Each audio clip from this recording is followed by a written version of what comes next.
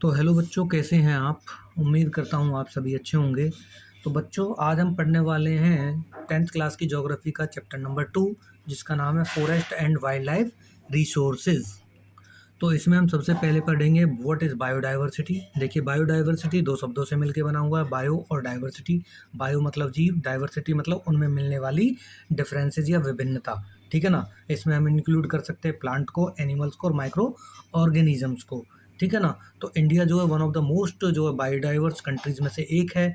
It is establish that the number of plant and animal species yet to be discovered could be 2 और 3 times the number already known. यानी कि simple सी बात है, जितने plant या एनिमल्स के बारे में जानते हैं, चांसेस है कि उससे दुगने या तिगने ही ये होंगे। इंपॉर्टेंस क्या है इनकी ह्यूमन लाइफ में? देखिए, सिंपल सी बात है, ये हमारे लाइफ सपोर्ट सिस्टम है।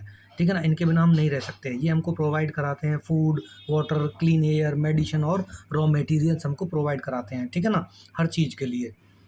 फिर बात करते हैं फ्लोरा क्या होता है, फ्लोरा एंड फोना। फ्लोरा होता है ऑल प्लांट स्पीसीज और कॉल्ड दैट फ्लोरा, और फोना होता है all animal species of the earth is called फोना। ठीक है। Flora and fauna in India, flora and fauna in India की बात करें तो बहुत सारे जो फ्लोरा एंड फोना मिलते हैं अलग अलग टाइप के। और देखा जाए तो जितने अभी तक डिस्कवर हुए हैं उसके दुगने या तिगने मिलने के चांसेस भी हैं। फिर बात करते हैं कि जो है हम इन पर बहुत ज़्यादा डिपेंड हैं, किस पे? फ्लोरा और फोना पे। जैसे कि फूड के लिए, क्लॉथ के लिए, रॉ मटेरियल के लिए, मेडिसिन के लिए और बैलेंस्ड इन्वायरमेंट के लिए। ठीक है। तो और सबसे बड़ी बात एक और है कि जो पीपल्स हैं वो बहुत ज़्यादा इनसेंसिटिव हैं about the forest and wild life, और उसी की वजह से कहीं ना कहीं आज जो है ये कंटिन्यूसली डिक्लाइन हो रहे हैं। ठीक है। तो इनको कंजर्व करने की बहुत ज़्यादा ज़रूरत है। Conservation of forest and wild life in India. ठीक है ना। तो इंडिया में जो है इसको कंजर्वेशन के लिए कैसे बढ़ावा मिला है? ठीक है ना। और ये बढ़ावा देना ज़रूरी भी है क्योंकि ये लाइफ सपोर्ट सिस्टम है। तो प्रिजर्व इकोलॉजिकल डाइवर्सिटी यानी कि maintaining the balance of ecosystem that provide us clean air, water and soil. हमको मेंटेन करना है किसको? इको मतलब इकोसिस्टम को, क्योंकि इकोसिस्टम से हमको कहीं ना कहीं एयर, वाटर और सॉइल मिलती है। ठीक है ना। Preserve genetic diversity, genetic diversity को भी जो है हमको क्या करना है? प्रिजर्व करके रखना है। एग्रीकल्चर में, एनिमल हस्बेंड्री में और फिशरीज में। एग्रीकल्चर में देखिए, हम जानते हैं जैसे कि राइस है, राइस की कितनी सारी वेराइटीज़ होती हैं। एनिमल हस्बेंड्री में ज़रूरी है क्योंकि देखिए बहुत सारे जो है ब्रीडिंग करते हैं, कई बार प्रोग्राम करते हैं, अलग अलग एनिमल से मिला के नए नए एनिमल्स बनाते हैं। फिशरीज में ज़रूरी है इनकी डाइवर्सिटी मेंटेन करके रखना। ठीक है ना। जेनेटिक डाइवर्सिटी, क्योंकि आप जानते हैं कितनी तरह की जो फिश होती हैं। और एग्जांपल के तौर पे देखिए, many traditional crop variety depend on the this genetic wealth. ठीक है। लाइफ सपोर्ट है हमारा without forest and wild life. ठीक है। The quality of air, water and soil would collapse and making human life impossible. अगर हम इनको नहीं बचाएंगे तो हमको ये सारी की सारी चीज़ें नहीं मिलेंगी, और जो है मनुष्य की जो लाइफ है कहीं ना कहीं इम्पॉसिबल हो जाएगी, जीना मुश्किल हो जाएगा। ठीक है। और जो इंडिया की गवर्नमेंट ने इस चीज़ को समझते हुए कुछ स्टेप्स लिए हैं। ठीक है ना। जैसे कि उन्होंने the Indian wild life act बनाया 1972 में। और जो कंजर्वेशनिस्ट हैं या फिर एनवायरमेंटलिस्ट हैं, उन्होंने कहा 1960 और 70s में उन्होंने आवाज़ उठाई कि भाई पेड़ों को और एनिमल्स को, डाइवर्सिटी को बचाने के लिए आप कोई लीगल फ्रेमवर्क तैयार कीजिए, कुछ रूल्स रेगुलेशंस बनाइए। और इसीलिए इंडिया की जो सरकार है उसने रिस्पॉन्ड करते हुए जो है वाइल्ड लाइफ एक्ट बनाया 1972 में। किसके प्रोटेक्शन के लिए? वाइल्ड लाइफ के प्रोटेक्शन के लिए। और इसमें जो मेन प्रोविजंस है, जो मेन सिद्धांत है या फिर मेन स्टेप्स हैं, वो क्या क्या उठाए गए इसमें? कि भाई हैबिटेट प्रोटेक्ट करना है। जो वाइल्ड लाइफ एनिमल्स होते हैं जिस एरिया में रहते हैं, जिस पर्टिकुलर जो है इलाके में रहते हैं वो जंगल में, उसको प्रोटेक्ट करके रखना है, उसको काटना नहीं है। ठीक है ना। वहाँ पे हंटिंग वंटिंग बंद कर देनी है। और कहीं ना कहीं एक प्रोटेक्टेड जो है स्पीसीज़ की लिस्ट निकाली गई, मतलब ऐसी स्पीसीज़ की लिस्ट बनाई गई जिन स्पीसीज़ का जो है ख़त्म होने का खतरा है, एक्सटेंट होने का जो है खतरा बहुत ज़्यादा है। फिर बात करते हैं ट्रेड रेस्ट्रिक्शंस। तो वाइल्ड लाइफ एनिमल्स या फिर उनसे बने हुए प्रोडक्ट पर जो है उनके ट्रेड पर, व्यापार पर क्या लगा दी गई? रोक लगा दी गई। ठीक है ना। और इस चीज़ ने किसको बढ़ावा दिया? कि भाई भारत सरकार ने कुछ नेशनल पार्क्स बनाए और वाइल्ड लाइफ सेंचुरीज बनाई पूरी की पूरी कंट्री में, ताकि इनको प्रोटेक्ट किया जा सके, कंजर्व किया जा सके। ठीक है ना। फिर बात करते हैं conservation project for specific species. कुछ पर्टिकुलर स्पीसीज़ को बचाने के लिए कुछ प्रोजेक्ट चलाए गए। जैसे कि मान लीजिए प्रोजेक्ट टाइगर चलाया गया, बंगाल टाइगर को बचाने के लिए। प्रोजेक्ट एलिफेंट चलाया गया, एलिफेंट को बचाने के लिए। और जैसे कि इसके अलावा जो है एक सींग वाला जो गैंडा होता है, राइनो होता है, ठीक है ना, उसको बचाने के लिए प्रोग्राम चलाया गया। इसके अलावा क्रोकोडाइल को बचाने के लिए प्रोग्राम चलाया गया। एशियाटिक लॉयन को बचाने के लिए प्रोग्राम चलाया गया। ठीक है। लेटर 1986 में आकर क्या होता है कि इसमें कुछ अमेंडमेंट किए जाते हैं, ठीक है ना, मतलब कुछ सुधार और रिफॉर्म किए जाते हैं, और जो इंसेक्ट की जो स्पीसीज हैं लाइक बटरफ्लाई, मोथ्स, बीटल, इनको भी इंक्लूड कर दिया जाता है इसमें, ठीक है ना, किसमें, वाइल्ड लाइफ प्रोटेक्शन एक्ट के अंदर अंदर, मतलब इनको भी हमको क्या करना है, इनको भी हमको प्रोटेक्ट करते हुए चलना है। और 1991 में जो प्लांट की 6 स्पीसीज को क्या कर दिया जाता है, इसमें इंक्लूड कर दिया जाता है। फिर बात करते हैं हम किसकी, एस्टेब्लिशमेंट ऑफ प्रोटेक्टिव इंस्टीट्यूशंस, तो कुछ इंस्टीट्यूशंस भी बनाए जाते हैं, जैसे वाइल्ड लाइफ सेंचुरी बनाई जाती है। प्रेजेंट टाइम में देखें तो 567 के आसपास जो है वाइल्ड लाइफ सेंचुरीज हैं। वाइल्ड लाइफ सेंचुरी क्या होता है, एक प्रोटेक्टेड एरिया होता है जहाँ पर जो wildlife animals and bird are keep safe and protected by the government, जहाँ पर जो है इन एनिमल्स को और बर्ड्स को जो है भारत सरकार के द्वारा सेफ रखा जाता है, प्रोटेक्ट किया जाता है। ये बहुत बड़ा जो है वेरी लार्ज एरिया होता है, परंतु ये बायोस्फीयर रिजर्व से जो है छोटा होता है। Limited human activities are allowed, hunting and capturing allowed नहीं होती हैं, एनिमल्स अपने नेचुरल हैबिटेट में जो है रहते हैं। इसके अलावा यहाँ पर जो है कंजर्व किया जाता है अनडेंजर्ड स्पीसीज़ को। अनडेंजर्ड स्पीसीज़ आर दो स्पीसीज़ जिनका जो है चांसेस है या फिर फ्यूचर में पॉसिबिलिटी है कि अगर उनकी हंटिंग को, ट्रेडिंग को, पोचिंग को जो है स्टॉप नहीं किया गया तो वो कम्प्लीटली एक्सटेंट हो जाएंगे, ठीक है ना। एग्जाम्पल के तौर पर गिर वाइल्ड लाइफ सेंचुरी गुजरात में बनाई गई है एशियाटिक लॉयन के लिए, ठीक है। अब बात करते हैं बायोस्फीयर रिजर्व। अगर बात करें टोटल 18 बायोस्फीयर रिजर्व हैं फिलहाल के टाइम इंडिया में, बहुत बड़ा एरिया होता है। Some human activities and traditional lifestyles of the people are allowed, conserve biodiversity and ecosystem. Example के तौर पर देखें तो Nilgiri biosphere reserve, Nanda Devi biosphere reserve. National parks की बात करें तो टोटल 106 है फिलहाल के टाइम इंडिया में। A national park is a protected area where wildlife, plant and natural environment are strictly conserved by the government and human activities like hunting, grazing, cutting trees are not allowed. Example के तौर पर Jim Corbett national park Uttarakhand में है, Kaziranga national park कहाँ पे, हमारा ये असम में है, ठीक है। ये यहाँ पे आप पे मैप पे कुछ जो है मेजर जो है बायोस्फीयर रिजर्व दे रखे हैं, आप देख सकते हैं। जैसे कोल्ड डेजर्ट कहाँ पे, हिमाचल प्रदेश में है। नंदा देवी उत्तराखंड में है, ठीक है। मानस या मनास जिसको बोलते हैं वो कहाँ पे है, वो आपका आसाम में पड़ता है। पेरियार या सॉरी अगस्त्यामलाई आपका वहीं पर पड़ता है केरल में। नीलगिरी आपका तीनों के बॉर्डर पे है, कर्नाटक, केरल और तमिलनाडु के बॉर्डर पे, ठीक है ना। इस तरह बहुत सारे जो है बायोस्फीयर रिजर्व है इंडिया में, ठीक है। ये यहाँ पे देखिए नेशनल पार्क्स दे रखे हैं कुछ, इसमें आपको कॉर्बेट, काजीरंगा, इसके अलावा आपको जो है रणथंभौर से लेकर ग्रेट हिमालयन, आपको गिर जो है सारे सारे क्या मिल जाएंगे, नेशनल पार्क देखने को मिल जाएंगे, ठीक है। अब बात करते हैं government project for protecting specific animals. Government ने कुछ स्पेसिफिक एनिमल्स को बचाने के लिए कुछ प्रोजेक्ट निकाले हैं, जैसे कि एशियाटिक लॉयन को बचाने के लिए एशियाटिक लॉयन री इंट्रोडक्शन प्रोजेक्ट निकाला था 2020 में। घड़ियाल को बचाने के लिए, घड़ियाल क्या है, एक स्पीसीज है क्रोकोडाइल को, इसको कंजर्व करने के लिए 1975 में एक प्रोजेक्ट निकाला। ब्लैक बक को कंजर्व करने के लिए 1976 में प्रोग्राम निकाला। और राइनोसोरस को या रीनोसोरस को बचाने के लिए प्रोजेक्ट राइनो निकाला 2005 में। और स्नो लेपर्ड को बचाने के लिए प्रोजेक्ट स्नो लेपर्ड चलाया 2009 में, ठीक है। ये प्रोजेक्ट टाइगर के तहत हम देखेंगे अब क्या है। प्रोजेक्ट टाइगर को हम इसमें पढ़ेंगे, सारे के सारे जो है प्रोजेक्ट्स हमको नहीं पढ़ने, बिकॉज प्रोजेक्ट टाइगर ही इसमें दिया गया है एनसीईआरटी में, तो हम इसको लेके चलेंगे, ठीक है। प्रोजेक्ट टाइगर क्या है, इसको लॉन्च किया गया 1973 में। जो टाइगर की पॉपुलेशन है इंडिया में had dwindled from the last 100 years, यानी कि ड्विंडल का मतलब है लगातार घटती जा रही थी पिछले 100 सालों से। 1870 में जहाँ पर जो इनकी पॉपुलेशन थी अराउंड 55,000 थी, वो केवल 1827 आते आते केवल 1970 आते आते केवल 1827 रह गई, यानी कि 1970 आते आते केवल 1827 रह गई। आप सोच के देखिए कि 1870 से लेकर 1970 तक, 1870 में जहाँ 55,000 जो है टाइगर्स थे, वो केवल 1970 में आते आते 1827 रह गए बस। मेजर थ्रेट्स टू टाइगर, क्या क्या मेजर थ्रेट्स हैं, क्या क्या जो खतरे हैं। Poaching for trade in skins and bones, यानी कि उसकी स्किन का और जो उसकी बोन है उनका ट्रेड किया जाता है, ठीक है ना। Used in traditional Asian medicines, यानी कि इसकी जो स्किन है या बोन्स है उनको जो ट्रेडिशनल एशियन मेडिसिन्स है, जो पुराने समय से जो है कुछ दवाइयाँ बनती आ रही हैं उसकी स्किन से और बोन से, इसके कारण भी खतरा है। Shrinking habitat due to the deforestation and development. अब देखिए जब डेवलपमेंट होगा तो डिफॉरेस्टेशन भी होता है, डिफॉरेस्टेशन होगा तो कहीं ना कहीं जो वाइल्ड लाइफ एनिमल्स हैं जितने भी, उनका क्या है, हैबिटेट जो है रिड्यूस होता है, घटता चला जाता है, ठीक है ना। फिर depletion of prey based species, यानी कि सिंपल सी बात है जिनका वो शिकार करता है, जिनका हंट करता है कौन, टाइगर, वही घट जाएंगे, तो ये भी मेजर थ्रेट है भाई। वो सर्वाइव कैसे करेगा। अगर एम की बात करें, to ensure the survival of tiger population in their natural habitat by preserving their biotypes. तो इसका प्रोजेक्ट टाइगर का एम क्या है? एम ये है कि भाई उसको बचाना है किसी भी तरीके से और उसके नेचुरल हैबिटेट को मेंटेन करके रखना है ताकि वो सर्वाइव कर पाए, ठीक है ना। फिर बात करते हैं इम्पोर्टेंट टाइगर रिजर्व्स की।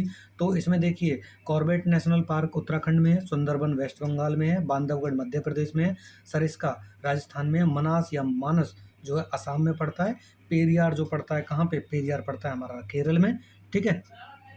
अब बात करते हैं the international union for conservation of nature and natural resources, ठीक है ना, IUCN has classified species into different categories based on their risk of extinction. ये आपके सिलेबस में नहीं है, आपको नहीं पढ़ना है, बस आपको बता देता हूँ। नॉर्मल स्पीसीज बांटा गया है, एंडेंजर्ड स्पीसीज जिनका खत्म होने का खतरा है, वल्नरेबल स्पीसीज जो आने वाले टाइम में खत्म हो सकती हैं, रेयर स्पीसीज जो बहुत बची हैं जैसे हिमालयन ब्राउन बियर और वाइल्ड एशियाटिक बफेलो, एंड जो एंडेमिक स्पीसीज या एक्सटेंट स्पीसीज। आपको इनको पढ़ने की जरूरत नहीं है क्योंकि आपके सिलेबस में ये नहीं है, ठीक है।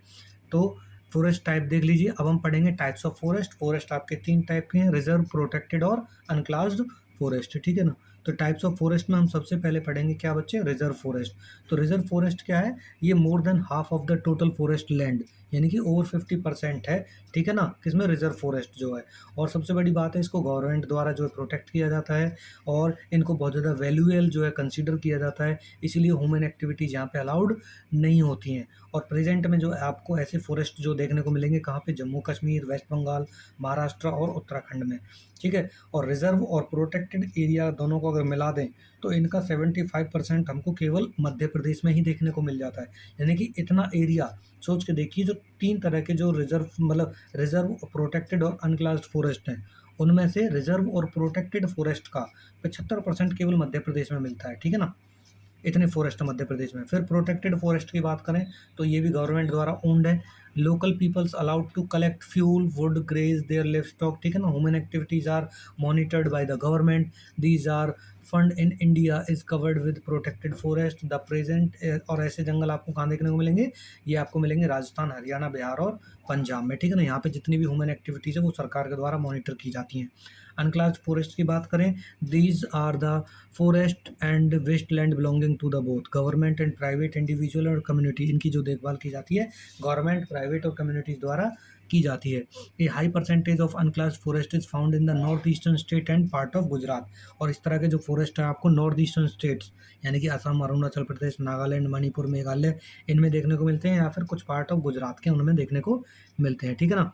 फिर बात करते हैं स्टेट वाइज फॉरेस्ट डिस्ट्रीब्यूशन की। स्टेट वाइज फॉरेस्ट डिस्ट्रीब्यूशन देख लेते हैं कि high percentage of reserve forest कहाँ पे मिलता है? मध्य प्रदेश में मिलता है 75%। इसके अलावा जम्मू कश्मीर, आंध्र प्रदेश, उत्तराखंड, केरला, तमिलनाडु, इनमें देखने को मिलेगा। High percentage of forest, protected forest कहाँ मिलेगा देखने को? बिहार, हरियाणा, पंजाब, हिमाचल प्रदेश, उड़ीसा, राजस्थान। और जो अनक्लास्ड फॉरेस्ट आपको नॉर्थ ईस्टर्न स्टेट और गुजरात में देखने को मिलते हैं, ठीक है। कम्युनिटी एंड कंजर्वेशन की बात करते हैं तो community taking a stand, forest are not just government properties, they are the home and livelihood for many traditional communities. Simple सी बात है कि जो फॉरेस्ट है केवल गवर्नमेंट की प्रॉपर्टी नहीं है, ये बहुत पुराने समय से बहुत सी कम्युनिटीज़ जंगल में ही रहती आई हैं, ठीक है ना। और ये जो कम्युनिटी है क्या करती है? कई बार स्ट्रगल करती है against the government officials to protect their forest. यानी कि अगर गवर्नमेंट कोई डेवलपमेंट के लिए काम करती है तो और वो जंगलों में जाती है तो अगर जंगलों को काटना पड़ता है तो ये कम्युनिटी उनके अगेंस्ट भी काम करती है, ठीक है ना। यानी कि सरकार का भी विरोध करने लगती है जंगलों को काटने के लिए। एग्जाम्पल ऑफ कम्युनिटी एक्शन, तो ऐसी कम्युनिटी एक्शन का देख लीजिए, सरिस्का टाइगर रिजर्व राजस्थान। जो विलेजर्स हैं उन्होंने जो माइनिंग एक्टिविटीज़ के खिलाफ क्या किया? एक तरह से जो है क्या किया? उनके अगेंस्ट गए वो विलेजर्स कि यहाँ पे आप माइनिंग एक्टिविटीज़ नहीं कर सकते हो। अलवर डिस्ट्रिक्ट राजस्थान की बात करें तो वहाँ पर जो इनहेबिटेंट ऑफ 5 विलेजेस हैं उन्होंने क्या किया, यानी कि 5 गांवों के जो रहने वाले लोग हैं उन्होंने 1200 हेक्टेयर की जो फॉरेस्ट है उसको डिक्लेयर कर दिया क्या? भैरवदेव डाकव सेंचुरी। और जो इन्होंने ये सेंचुरी एस्टेब्लिश करी, इसके जो रूल्स हैं और इसमें जो है स्कार्क पे रोक लगा दी गई, हंटिंग को बैन कर दिया गया, वाइल्ड लाइफ को प्रोटेक्ट किया गया, ठीक है ना। और आउटसाइड अनक्रोचमेंट, ठीक है ना, यानी कि सिंपल सी बात है उन्होंने सारे रूल और रेगुलेशन बनाए ताकि उस इलाके को क्या करा जा सके? प्रोटेक्ट किया जा सके।